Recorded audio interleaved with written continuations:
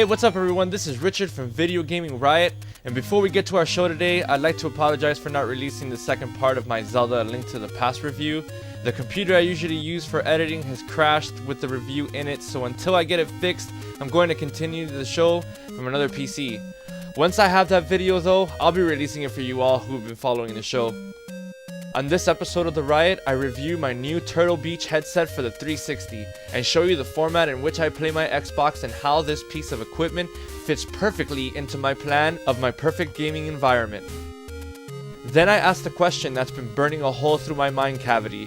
What's the deal with Nintendo and not letting you transfer games you bought from one of your Wiis to another one of your Wiis? But first, let's check out the headset. This is the Turtle Beach Earforce X11 wired headset for the Xbox 360 and PC. I bought it at GameStop for under $80, and I have to say it was a bit pricey for a video game headset, but I figured I'd buy it because my 360 headset was busted twice in a year, and I'm not going to spend $20 for a cheap Microsoft headset anymore. So I went for a monster of a set. Of course, then you'd be spending money on sound quality rather than another game. But for a sound buff like me, it really does breathe new life into your games, especially multiplayer games. And it's great for playing at night. It's a great way to stay connected to your gaming experience. Now my favorite way to play is with my 19-inch LCD TV. This one in particular I purchased for under $200 and it's packed with great inputs on the back of it. So you can do pretty much anything you want with it. I made sure it had its monitor ports, along with its HDMI ports for HD movies, and this one even included a USB port for viewing pictures. I'll show you another nifty trick to minimize how many cables you've got running back and forth.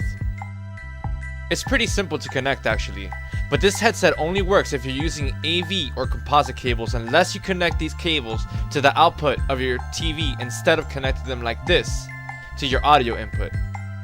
After you're done with connecting your audio, you can now plug in the USB to either the front or back of the Xbox. But in my case, I have this USB connection on my TV, so I don't have any more cables than I already need running back and forth. Lastly, you can now plug in the extra cable into your controller for your mic. Overall, you're paying for what you get. This set of headphones has great sound. You can adjust the volume of both the in-game sound and chat sound separately. The only trouble I had was that the mic is super sensitive, so you may have to adjust your mic volume in the system settings.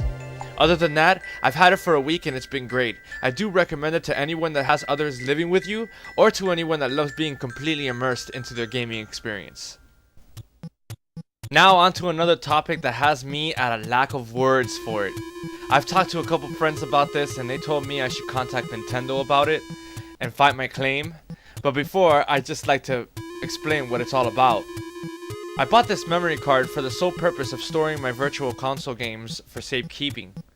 In 2009, I sold my Wii for much needed cash at the time, and promised myself I'd get another Wii once they changed colors or something. Which I didn't do anyway, because a couple months later, I had the money to purchase a new Wii and just got the white one. I have an account with Nintendo and thought I had a profile with them with a purchase history, and I registered my new Wii with my old name and everything.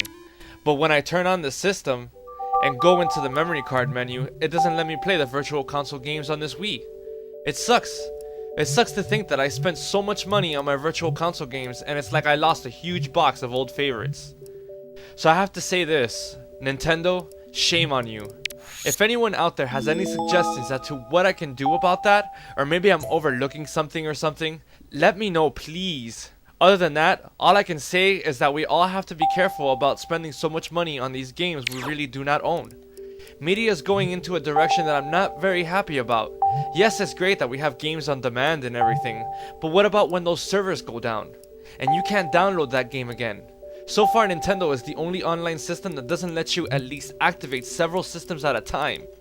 Nintendo's being a bit cheap on the downloads. It's not like there's a huge overhead cost to keep things online. My point is that there's no physical copies of these arcade PSN virtual console games, so we really do not own it. Again, let me know what you guys think about this. But that's all for today on VGR. Thanks for watching.